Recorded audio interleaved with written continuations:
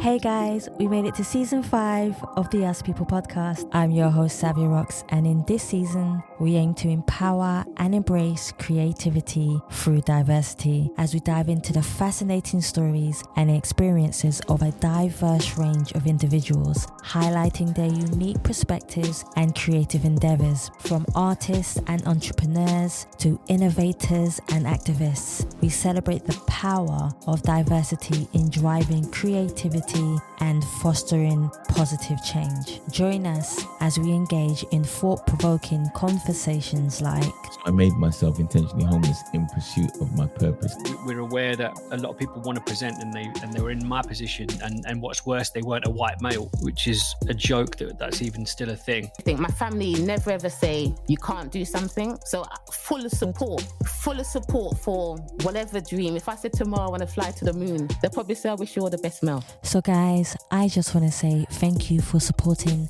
the Us People podcast for the past 5 years, and we look forward to sharing another new theme song with you. Let's go.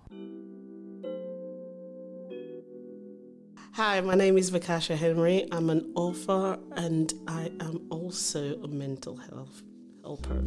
And you are now listening to Us People podcast with Savia Rocks.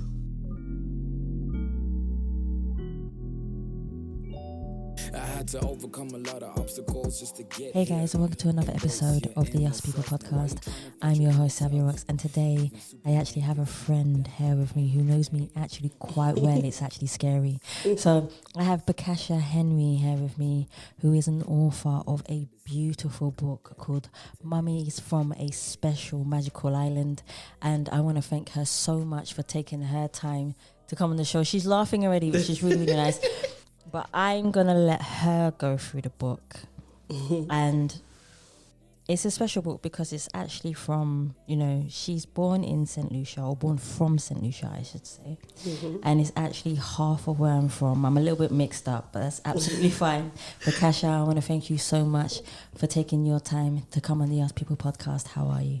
Oh, thank you, Louise. You'd think we don't know each other for over, 15, 20 years? I don't know. But yeah. I'm excited. Let's do this. This is awesome. So, Bocasher, my first question for you, one of the first questions I love to ask any guest who comes on the show is, can you tell me a bit about yourself, where you grew up, and how that influenced you to be the person who you are today?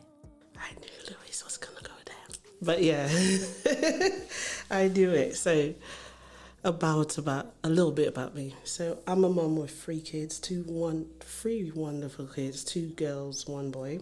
I was born in Saint Lucia in a little village called Canneries. I represent Canneries everywhere I go, and I think it's amazing.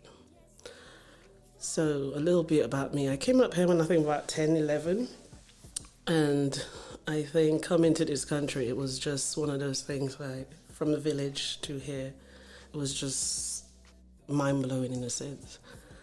And I don't know, the journey just started. I think I came here, then started doing a lot of mentoring stuff, a lot of community-based projects and stuff. And yeah, it started from there. Then, it's a bit about it. I don't know what else to say. That's absolutely fine. So I'm going to take you a little bit deeper into who you are. No. It's something. If someone saw the look I gave Louise, yeah. It's a good thing that people can't see. But I think it's nice to be able to do this because we get to learn more about you as a person. So, can you define yourself as a person, but also who do you see when you look in the mirror? But on the flip side of that question, has there ever been a time where you have looked in the mirror and not recognized the person staring back at you? How did you manage to go from a person that you may not have liked and recognize to becoming the person that you feel has purpose in the world? Oh my God. Louise. What a question. Oh my God. Okay. I can honestly say, me personally, I'll always say this. People may not hear this from me much, but you see my parents, my mom, my dad, amazing people, 2 different kind of people, my dad from young, he's influenced me from that small age. He's taught me so much about life, love, family, unity, togetherness. And then coming up here, it was my mother. I saw my mother work hard, do the best. And I think my influence is always going to be my family, my parents, sorry. Like, I know people have celebrities and people they look up to, but my mom, I probably don't tell her that much enough, like, but she's an amazing woman. I think it's my family. And what was the other question? The other part was have you ever looked in the mirror and not recognized the person staring back at you? How did you manage to go from being one person that you didn't like the vision of to becoming a person with purpose? Okay. In UK, I find this like, you know the transitions of, you used to be in a country where you was always outdoor and you come here, you're always indoor. Mm-hmm.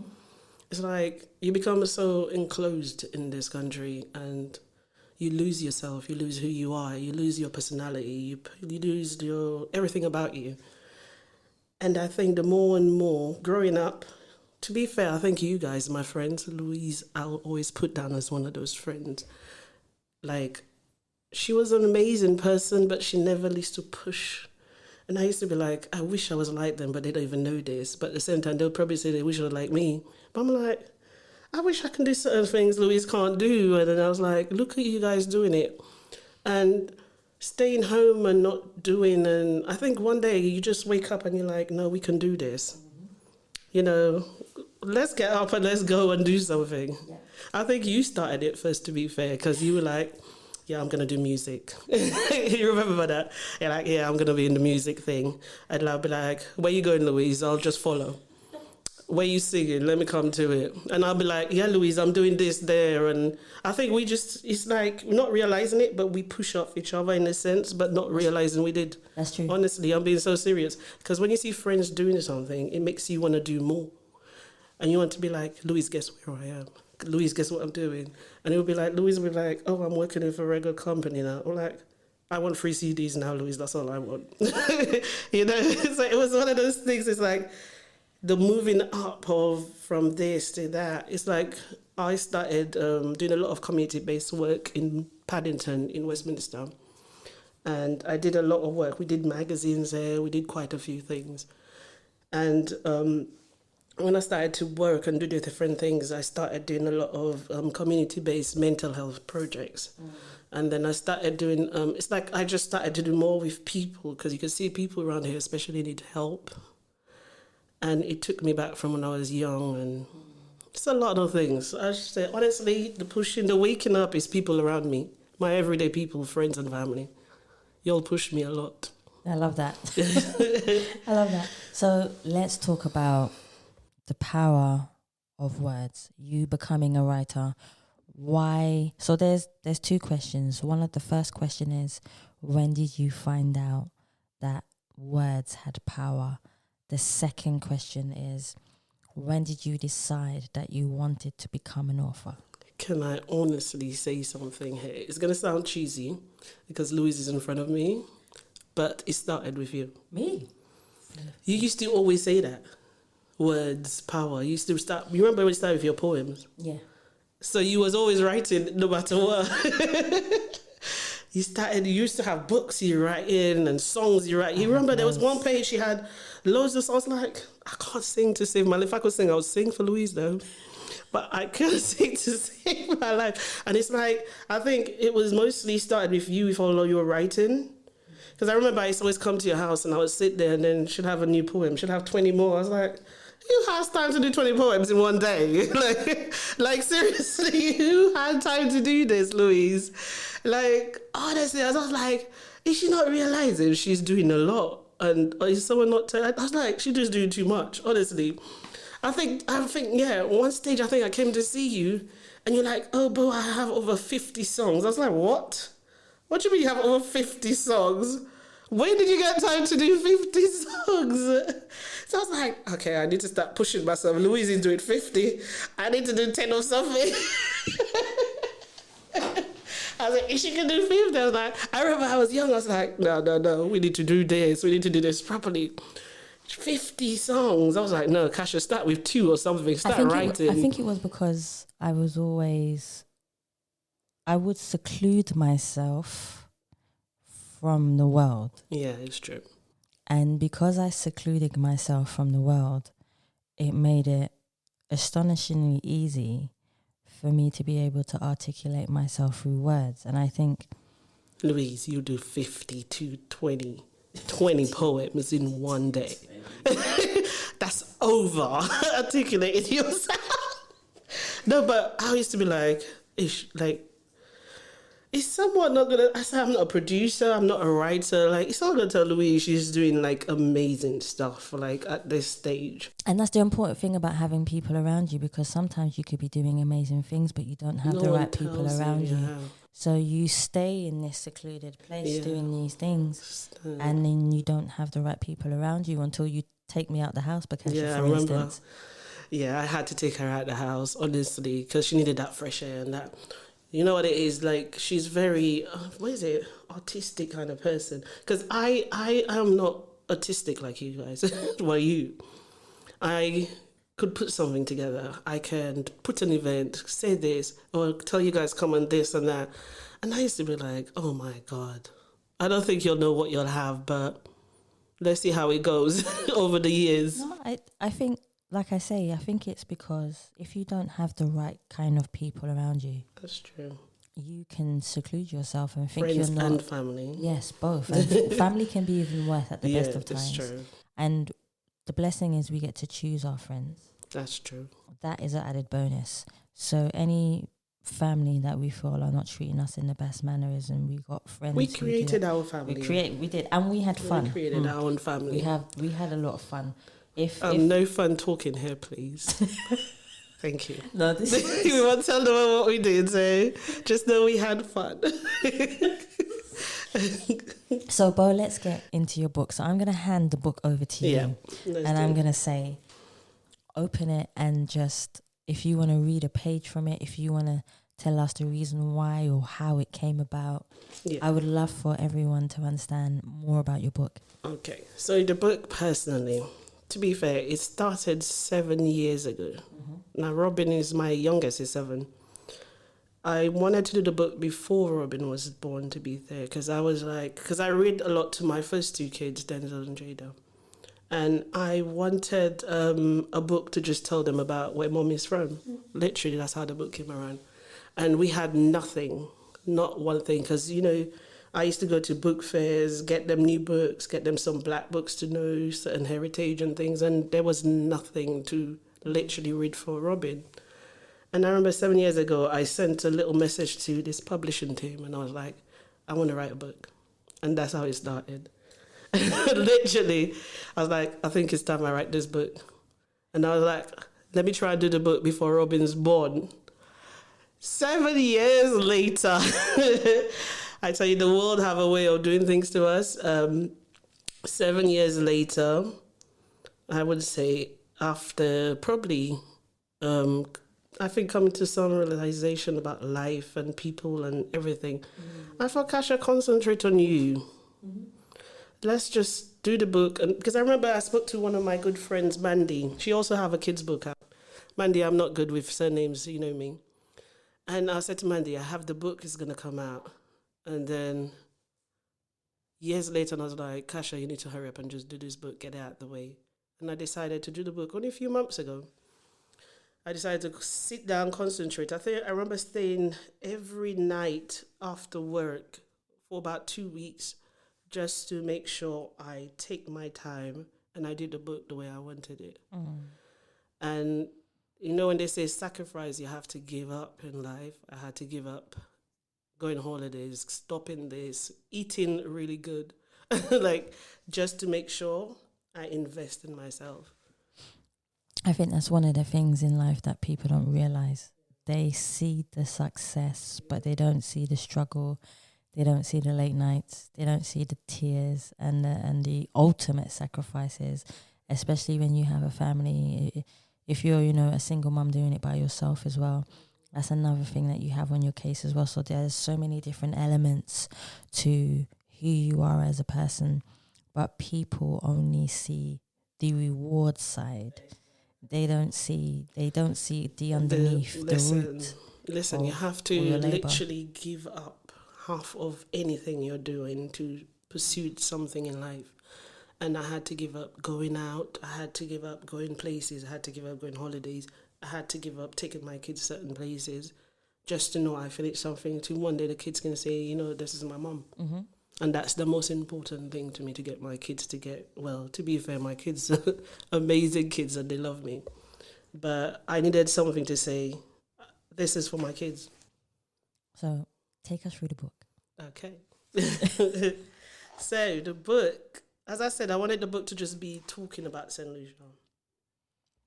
So as you can see, when we go through the book, first thing it talks about the Pitons. Now Saint Lucia, I think the Pitons is now a World Heritage Site, I believe. 100%. Yep. So please go and visit it. So the first thing it talks about the Pitons. I'm just going through it like each picture, yeah. And the second thing, it talks about the sulfur springs. And it says, for example, we have the first drive-in volcano. Yeah. Visit Saint Lucia, I'm telling you. Go to Saint Lucia. Because everyone, I think, who's seen the books, and I think adults, they're like, I didn't know you have this. It's me, yeah, we do. Please visit. That's another thing to do. And the Castries market I put in there as well, because it's like, the market is just an amazing place. You go to, you buy fruit, vegetables, but even the people who are there would be people you've seen for years. I think I've got an aunt who works in the market. She's been in the same spot for years. Like, she's still selling, she still does. So it's like, when you go to the market, you meet people, 10 years later, you come back, you still see these people. 100%. So that's why I thought it's important to put the market in there. The next page is my village. I had to put my village canneries in there because anyone who knows me knows I go hard for my village, one thing. And my village is a representation of me, where I'm from, who I am today. I'm always going to be proud of where I'm from.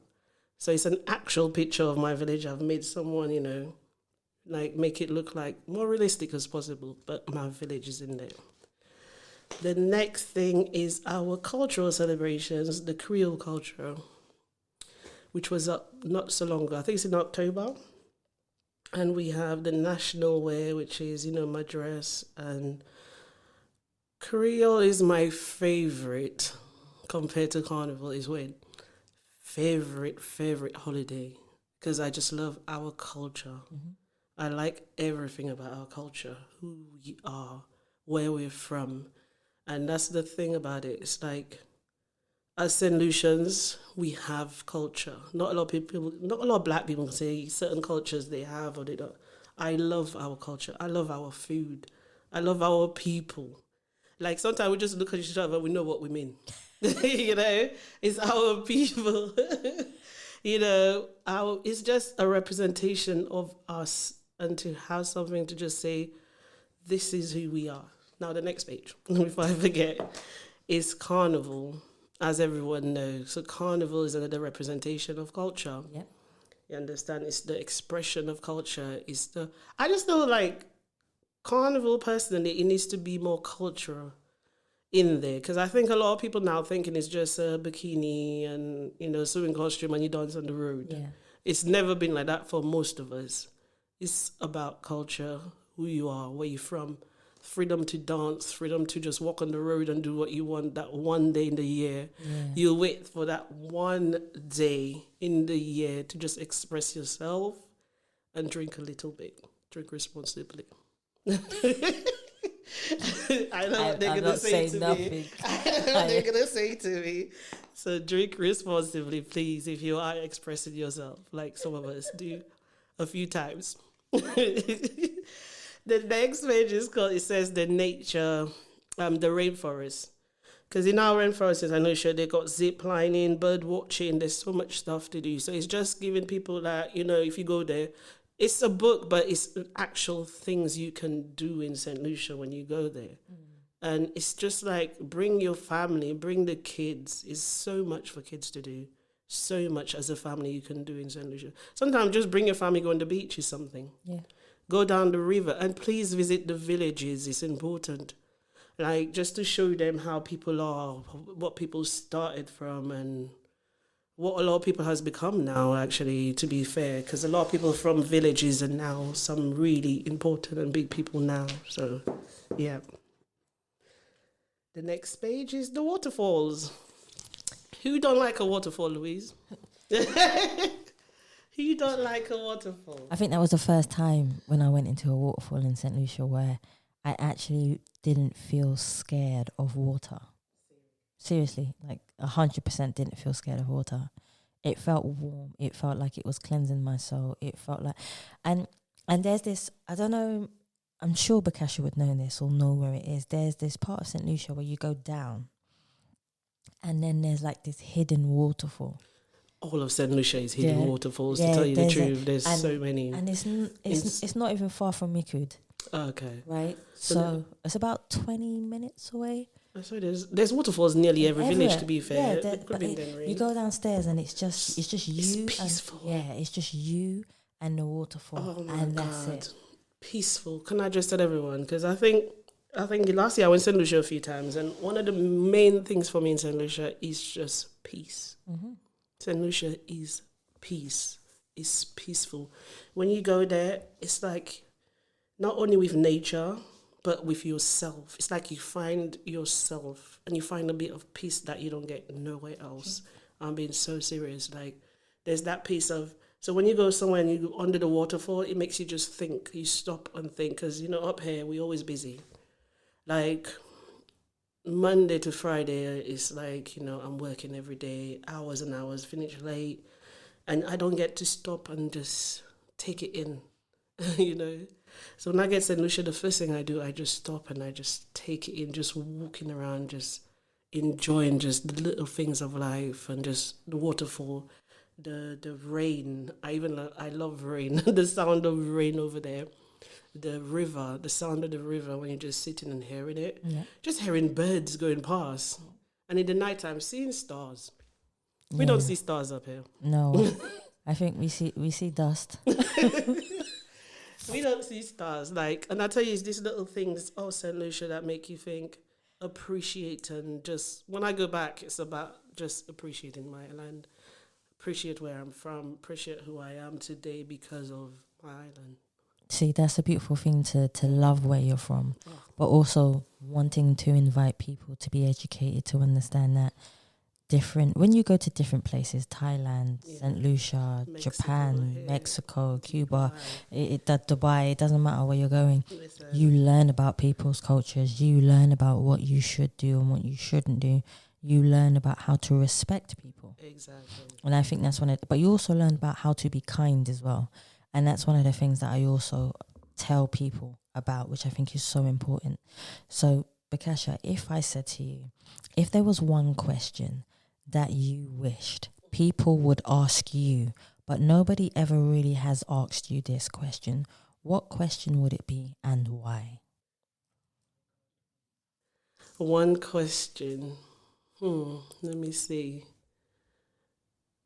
Any kind of question, I'll say people don't ask me, and it would be to do with my kids, if anything. Yeah, it's to do with my kids. Because I don't talk enough about them, but I don't sit down and discuss and show how much love I have. You see, my kids, each of them are just individually important and play a big part in me and who I am. And if I individually was to go, oh my God, this one, this, I would probably go 10 minutes each.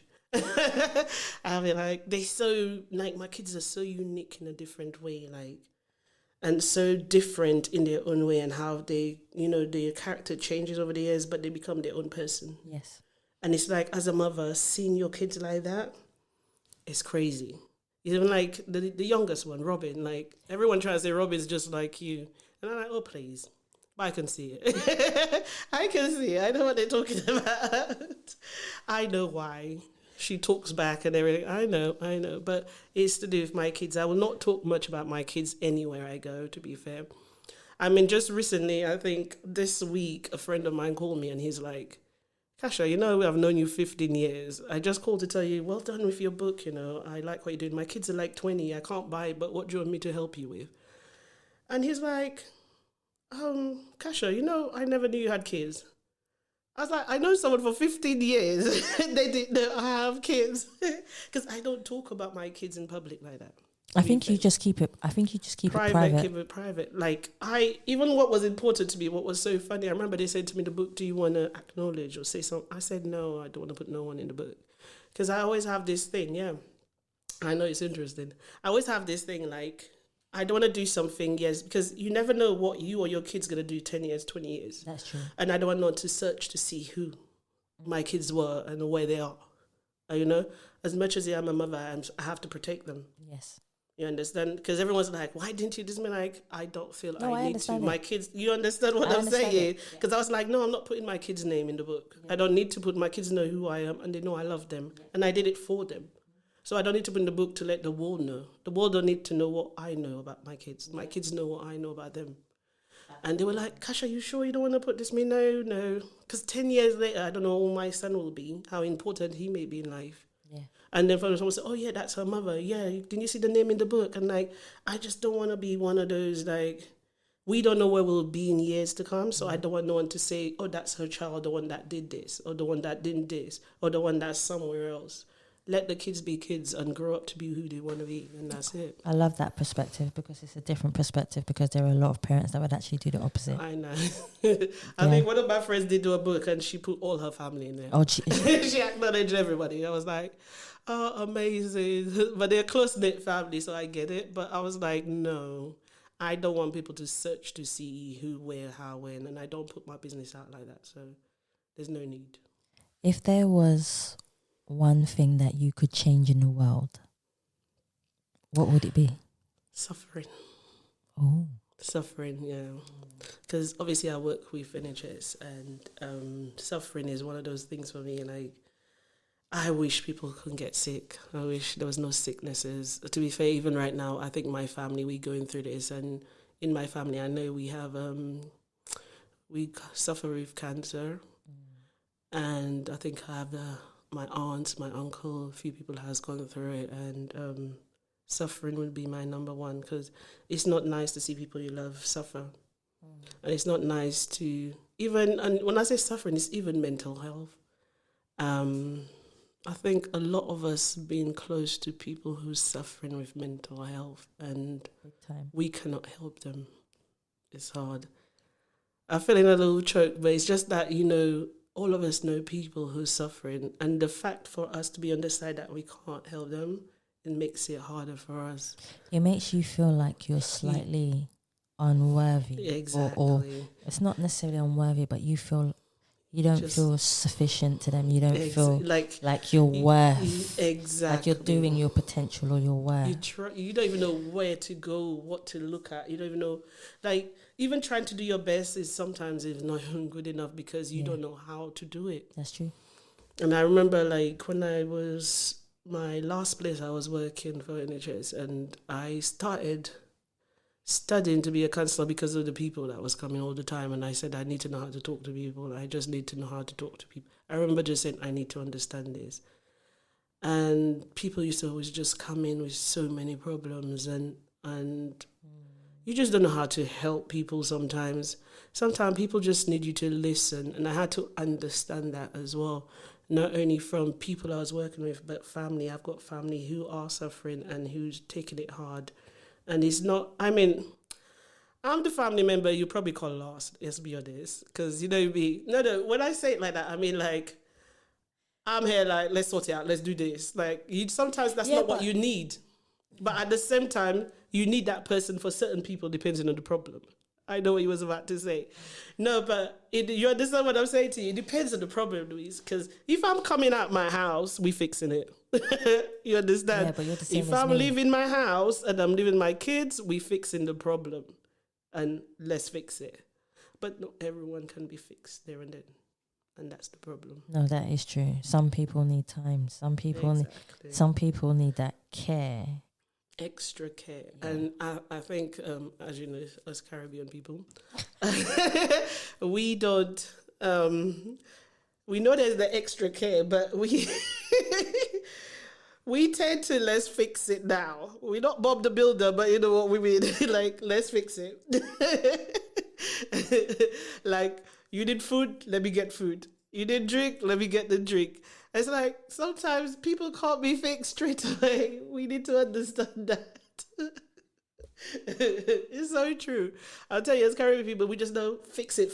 Let's say, what do you need? You need money. What do you need? And it's like, no. People sometimes don't need nothing.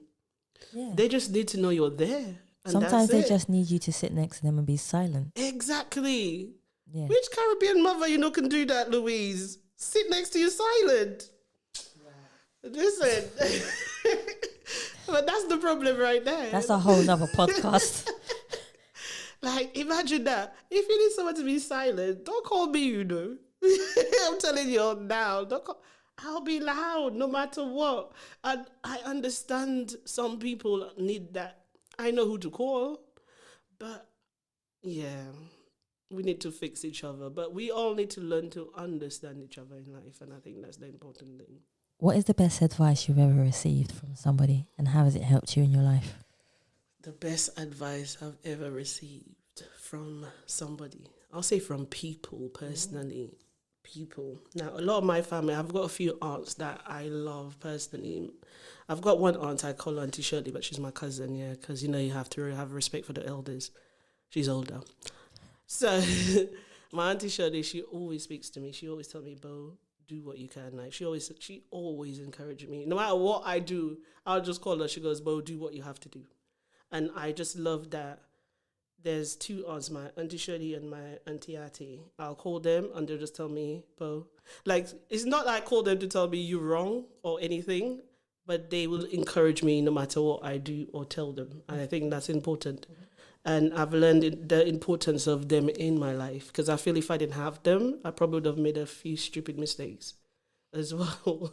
But sometimes, like, I got them in my ear always saying, Bo, you've got this. You've never needed no one, so why you feel you need someone now?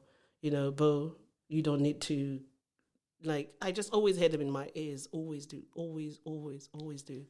No matter what it is, like, they're always there. Like, like, no matter what I'm doing right or wrong, they're always there. And I think that's been the importance in my life. Even my mother, to be fair, my mother's advice is a different kind of advice. But she will give you advice. It'll be a different kind, as you guys know her very well. Oh my God, there was this day. This quick story about my mother. I remember when I think it was me, Della, and someone else, we were outside by my mom's house. And you guys can't lie to my mother. I know this. Well, y'all taught me the hard way. y'all taught me the hard way. And my mom's like, I was at Della's yesterday. And I remember my mom said, Della, where was Bocasher? And it's the look. And she just stood there like this. She just like, so I'm like, this is me. This is why I can't trust my friends with my mother. You can't lie to I was like, Mom, ask Louise. I'm like, Mom, ask Louise. Louise would just stand there as well, like no, it was just your mum wouldn't even say Louise. She'll just say the little one. Yeah. It'd be a little one. And then I'll be like, You guys couldn't even lie to the woman, like, seriously. Like, it's because you didn't tell us where you was. That's Louise, you don't need to know. You just need to go with what I'm saying. He just going to go, just follow the story. Like, no matter what it is. I could say I was in Iraq. Just back me. I was in Iraq. Oh. Just back me. If I saw in Iraq, say, yeah, Bo was in Iraq. Just back me up, man. Oh, man. It was so funny. It was so, honestly, my mom has been a part of my childhood that it's been funny as well, because y'all played a part in it to be funny, to be fair. And my mom's just a funny mom. Like, my mom is somebody, and this is the thing with my mother, she's one of the most loving individuals I've ever met in my life. My mom would cry for everybody. She would, like, if Louise come to the house, Louise, have you eaten? You don't look like you've eaten. Let me do some, like, Mom, calm down. Like, if a friend is too skinny, does that friend eat? What's wrong with them? Yeah, that was me. Seriously. It's so funny. And my mom is just so loving. And my mom, working in a hospital, she's cried for a lot of people. She'll go and take food for them. She will give them theirs. She would just, like, anything wrong with somebody, she would just be there crying. I remember when I was giving birth the first time, And I got to the hospital. Like, everyone who was pregnant suffering, she'll call me, I just saw someone giving birth. And I'm thinking of you suffering. And I was like, geez, I think she made it harder for me. She made it harder for me. I was like, everything. Like, even if my son's sick, she's crying for 10 hours. My son. My mom is too dramatic. My mom is dramatic. When it comes to her grandkids, she'll cry though. One thing with her. So imagine is like, my mom adopted a few people over the years as well. My mom has adopted people. From people who lives on the street to people who this. Like, my mom, we have family we don't know. Sometimes I come to a house, I'm like, hello, are we cousins or who are we? And she just have a way of expressing love to people. And it's not sometimes through what she do, it's just sometimes what she say to people as well. Yeah. And I think that's important. She'll just, if she give you food, that's expressing to her. Yeah. She may not say it, but Yeah. giving you food and just shelter or clothing or call my daughter if you need her, it's just, I always say that my family has played a big part in my life, and they always will, including my brothers and sisters. Why are you laughing, Louise? No, I'm not. Listen, I wasn't going to talk about my older brother, and he gave me that silly name, but yeah. Magabi, that's you. Magabi Henry. You see, they give you a name, Magabi, as you know who that is. He gave me my name, Bocasher, and I went through school. No one could say the name. I went through school, but Bocasher. Thank you very much. My brother named me when he was little. My brother did.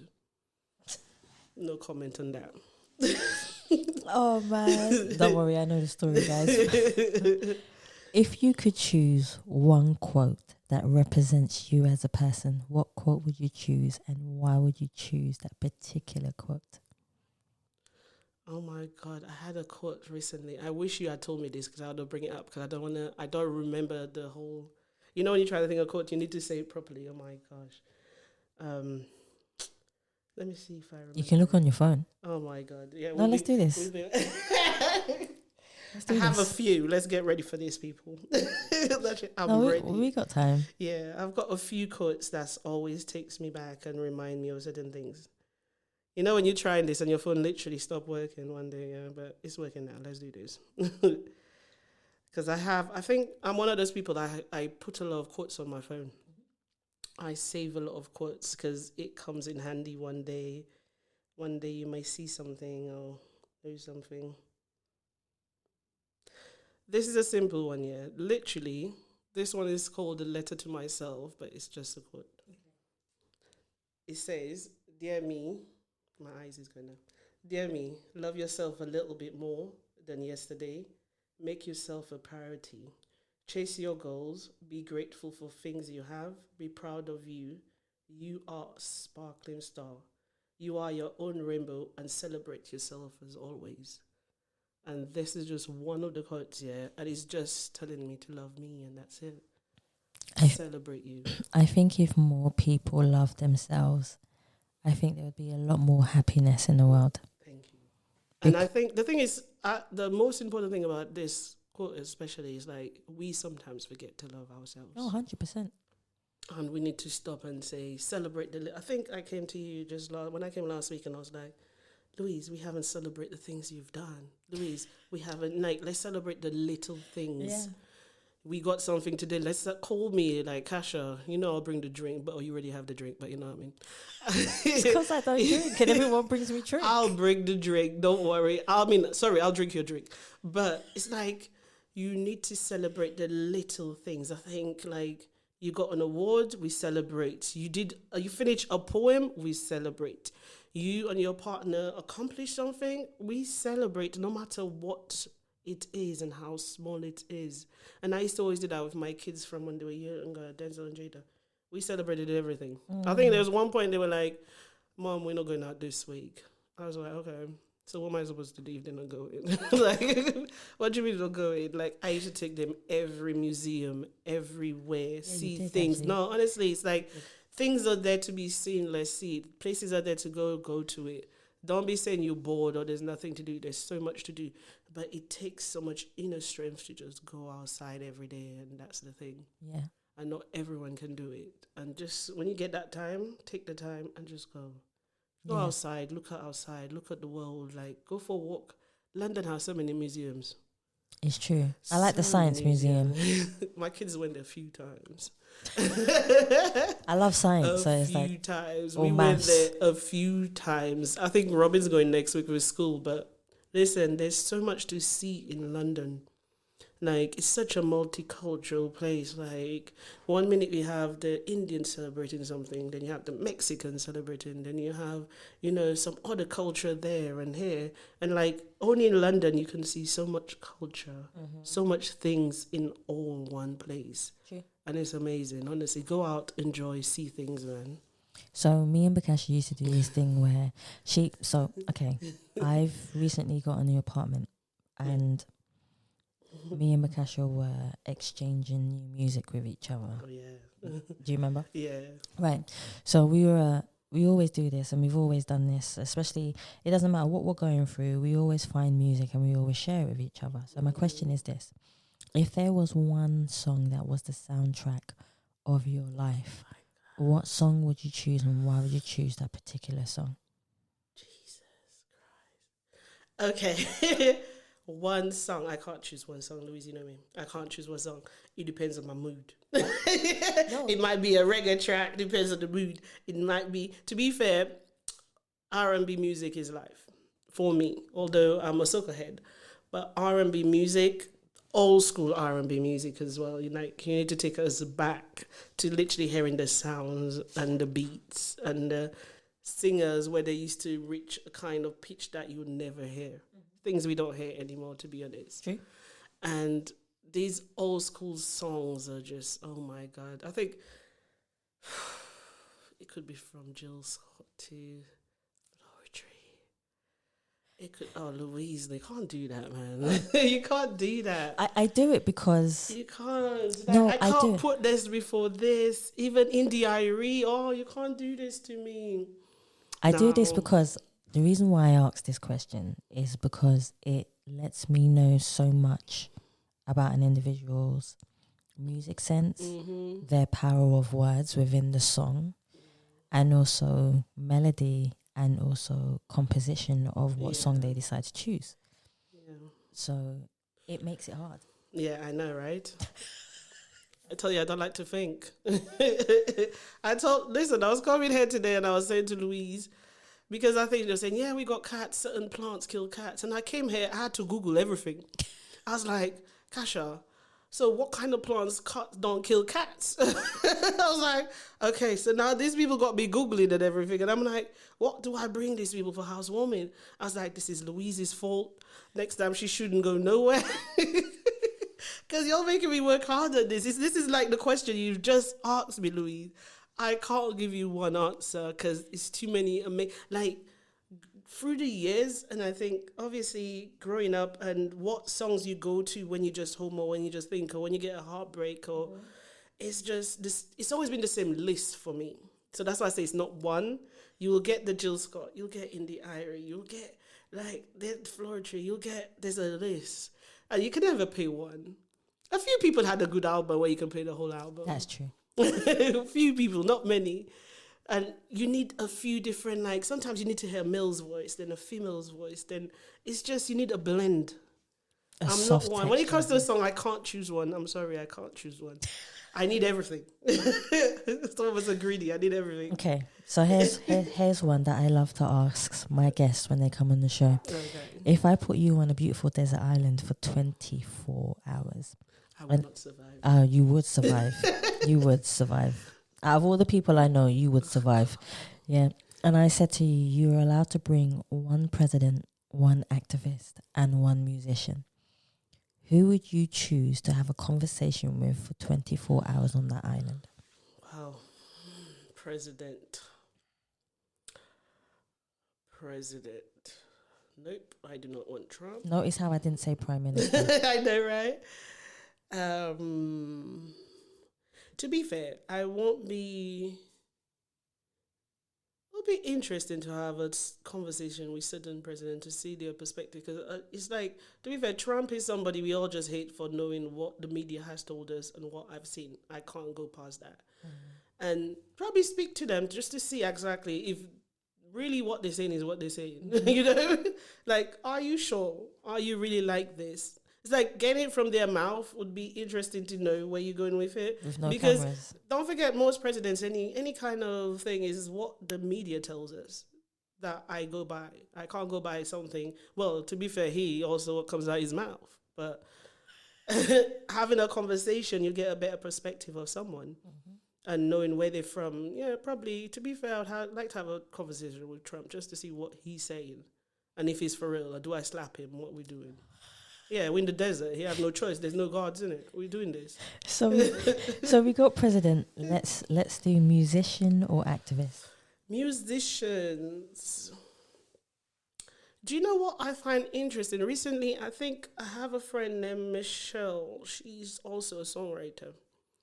And I think she wrote something recently. And I realized when it comes to musician, I don't think I want a musician. I think I would prefer a songwriter. Ooh. Yeah. Because I find the songwriters, they like people like you, y'all actually know why y'all did the songs we love and enjoy, because it's not the singers. And y'all wrote the songs coming from somewhere. Do you understand? So it's interesting to get the songwriter's perspective than the singer's perspective, because the singer can just sing any song. That is true. And the songwriter can give you the perspective of the song. Which is interesting. But I guess not a lot of people would think about that in the sense of... Because there's songs that change our lives.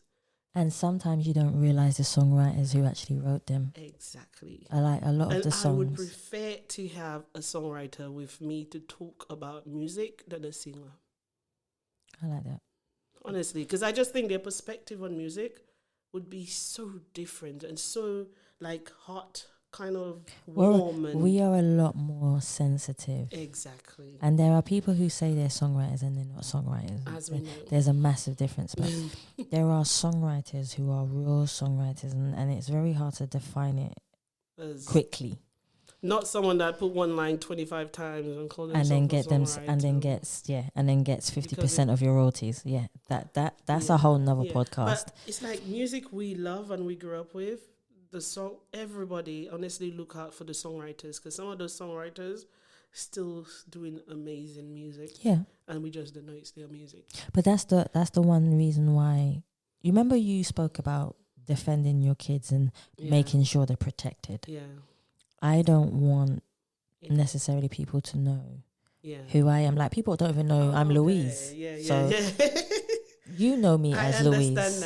You know me as Louise, but nobody else in the world knows me as Louise. They know me as Savia. You protect I protect my name and I protect who I am, and I protect my family because of my family's. It might be my family's background or wherever it is, and I do that because I like being in the background, but also protecting the people that I love. Because I don't want no one to start searching for you, Bocasher, and all sorts. Listen, back in the days, the way you search, the thing is, we didn't have nothing like searching for people.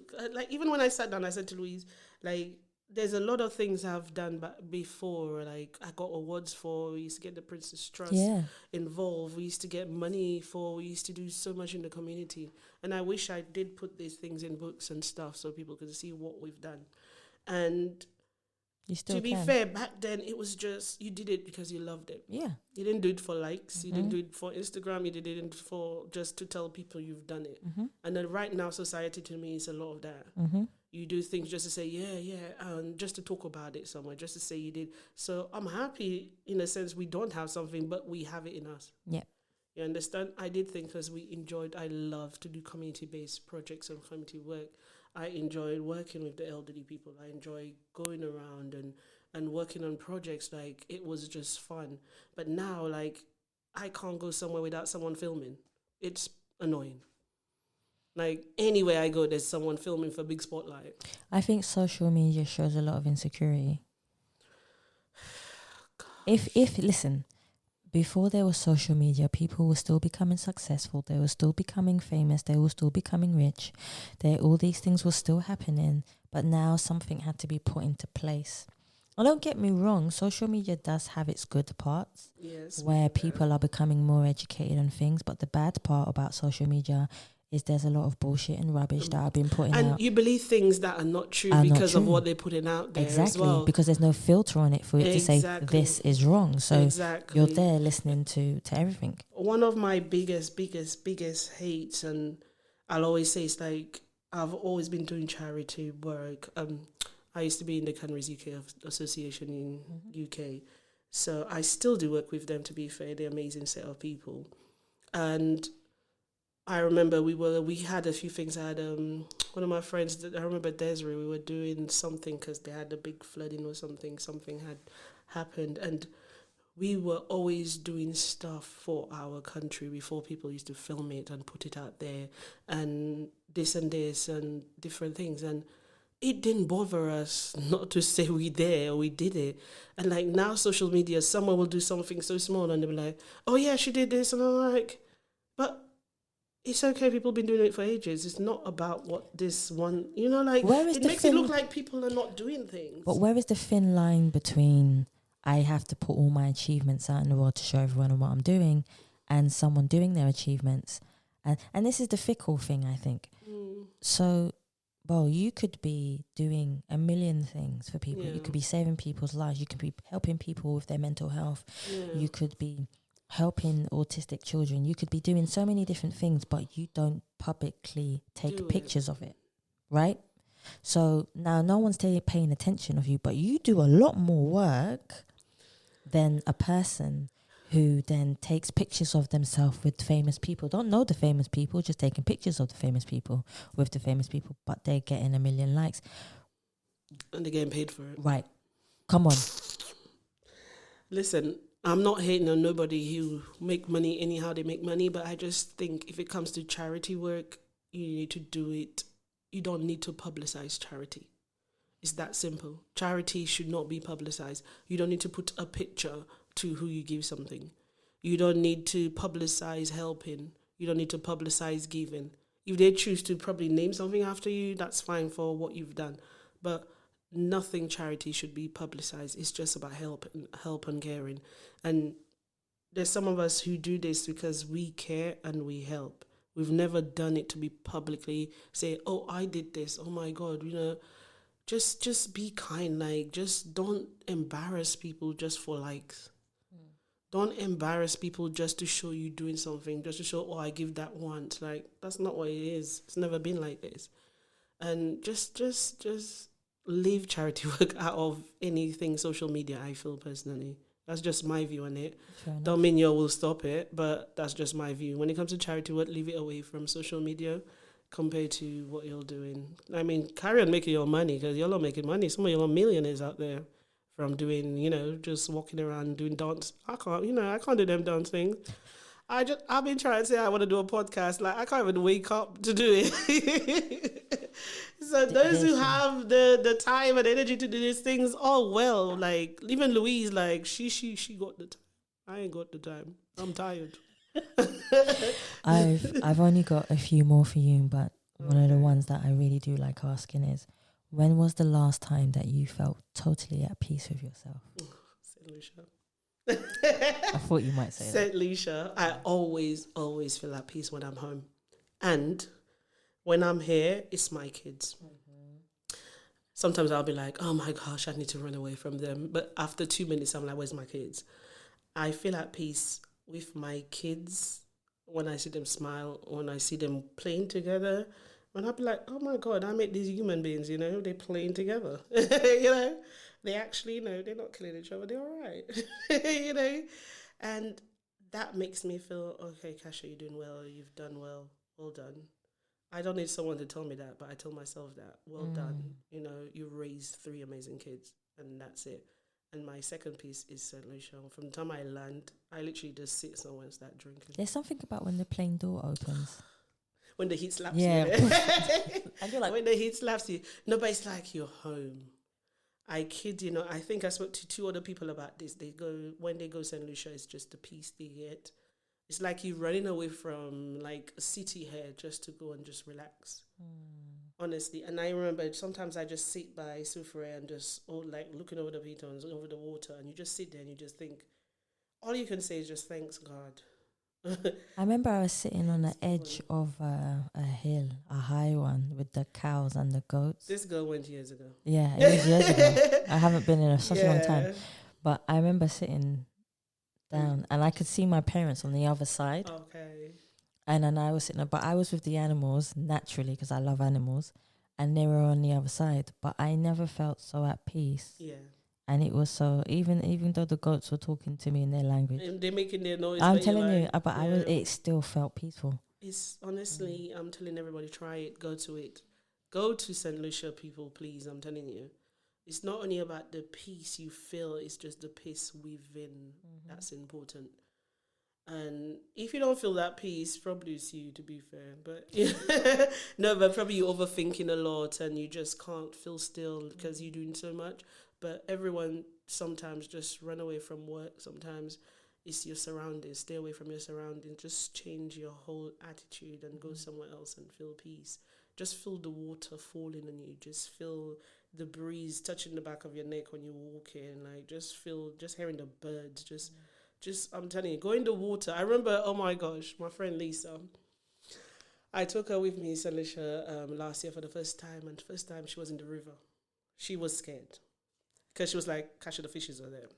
She's like, and when she went in, she loved it.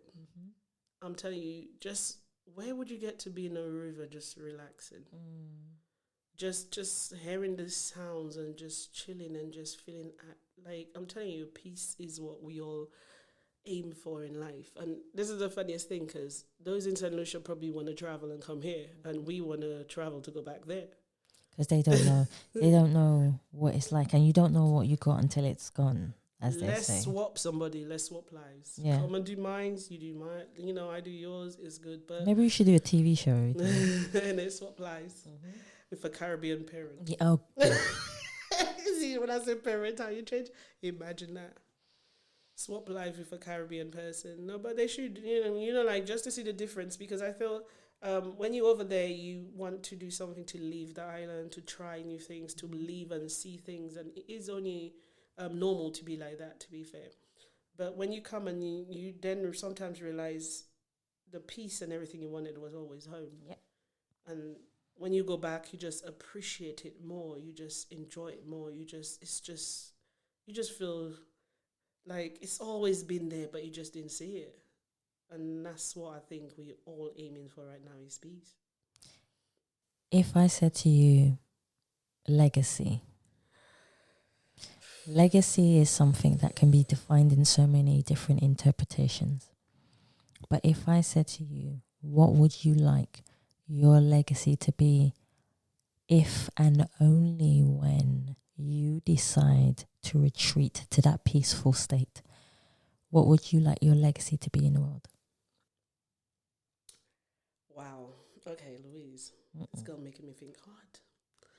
So, legacy is a big word. Yeah. I cannot say never. I can never say never because you never know where I'm gonna be in 5 years or 10 years. Yeah, that's true. I can never say never. But to me,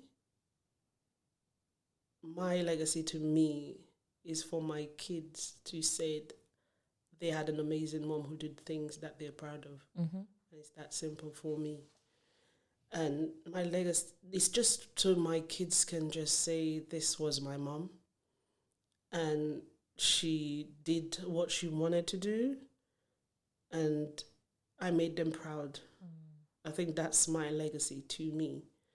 And one of the most amazing things about me and the people around me, I have amazing friends around me. And they will always be part of my legacy as well. My friends around me are very good encouragers. And they're very good at pushing. So it's like, even they will go somewhere and they goes, have you met my friend Kasha? Like, she did a book or something. Like, my legacy stays with the people that love me and are part of me. And that's the most important thing to me. the world don't need to know or see me to know what I do. True. But the people I love will always talk good of me, and that's it. I think that's all you need, to be quite fair. Honestly, that's it. I don't think a legacy is obviously something so big that, you know, honestly, the people that care just needs to know that I care for them and I'm there for them, and that's it. That's enough. Because then, even if I'm not there, they'll still talk about me to their kids and their kids to their kids, and, you know, we are family. Like, I have a lot of people, we're not blood family, but we are family no matter what. We've all, like, I became your cousin without you knowing.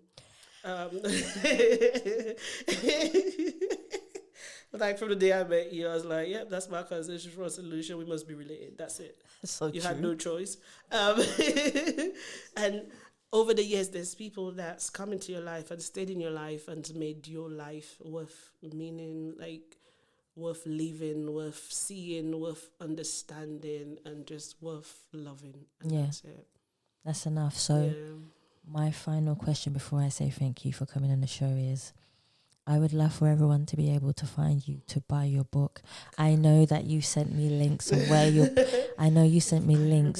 where where your book actually is, but just for everyone to be able to see you, to connect with you, who wants to know more about your book, who wants to know more about Saint Lucia, can you tell us where we can find you on your social medias and anywhere else on any platforms that you would like to share with us? Watch me, I'm so terrible with this social media business because, anyway, as I say, you'll find me social media, but not as much. To be fair, I only just recently, remember I just said I just added TikTok because, I don't know, because one of our friends started some TikTok shop and I thought, you know what, because of Linda, let me just add a TikTok. But I'm not big on social media. You can find me on Facebook and on Instagram. I think it's Casher Lucian. This is how bad it is. I'm literally terrible. Okay, first of all, my book, you can get it on Amazon. You can get it on Waterstones, and you can get it on Blackwell's, which is a black platform to sell black books, That's the three main ones. You can also get it in America and a few other countries. I think my book can be bought in about 8 or 9 different countries, including Korea, Japan, China, Sweden, France. I don't remember, but every other day I get to know new places. So, but my book is going everywhere, so for now. Social media, let me confirm this because I'm about to bring the phone out. My social media is so terrible. You can get me on Instagram. I believe, Casher Lucian, Lucian. You can get me on Instagram and on Facebook. I'm going to make sure people with my full name, Bocasher Henry, you will find me soon. I didn't like people knowing my full name for a long time. Yeah, but that's because you're so used to being in the background. I want to stay in the background. I don't like to be... I like to stay in the background. To be fair, if you go somewhere and you know I'm there, you know I'm there. But I don't like to advertise me just because of family and friends. I like to protect the people I love. Fair enough. That's simple. And I don't want people to say it's her friend, it's this thing, it's this... and not because I embarrass people. That's not why. Not because I embarrass people. And also, could I just say, you know, when we were younger, you know, like certain parents and people were like, Kasha will be the troublemaker. No, I'm not saying nothing bad. They always thought she'll be the one who's trouble. She's the offer now, you know what I mean? You know what I mean? Okay.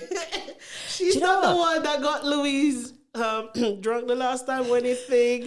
She's not the one that was, a few of your parents were like, why do you follow this girl? Do you know what? It's funny. I remember us having a conversation just last week where we turned and we said a lot of the people who said things about you per se, right? Or about certain individuals, i.e. all of us in a way, we have been the ones to turn around and do something with ourselves. And the ones that they thought were good, amazing. The ones probably struggling. I wouldn't say they're not doing this, struggling. It's just struggling at the moment. And that's not a good thing, but it's just funny how things turn out within life.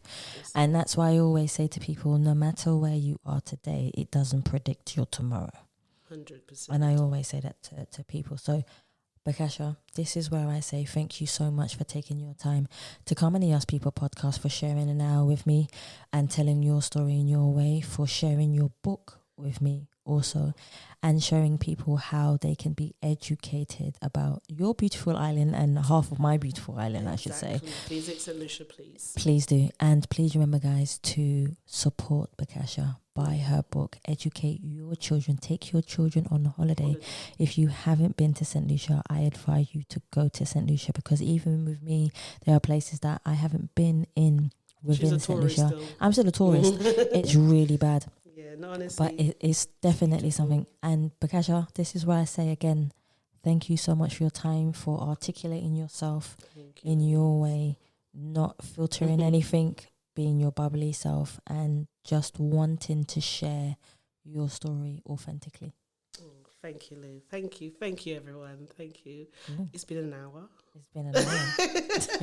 It's been an hour. No, thank you. Honestly, from the bottom of my heart, thank you. And please check the book. It is called Mummies. It's from a magical island, and that's it. Definitely, guys. And this is where I say thank you so much for listening to the Ask People podcast. And please remember, you can subscribe and leave us a review on Spotify, iTunes, Google Play, or any other platform that you prefer listening to. You can even catch me every Thursday at 8 p.m. UK time on LCBN TV or lcbntv.com. You can also listen to all my interviews that I do with people as they are pre-recorded on Heart Songs Live, which is 9 p.m. every Wednesday. You can also listen to the Ask People podcast on every Tuesday, where I do my pre-recordings for all my guests that come on the show also, where I put it out every Tuesday. And this is where I say, guys, thank you so much for listening. Stay happy, stay positive, and as always, please continue to be kind to one another. Take care. I love that.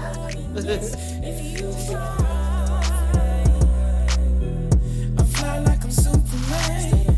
Spread your wings and let the wind glide. I fly like I'm Superman. Spread your wings and let the wind glide. I fly like I'm Superman. Spread your wings and let the wind glide. I fly like I'm Superman. Through the darkness of the night, you'll be guided through the light.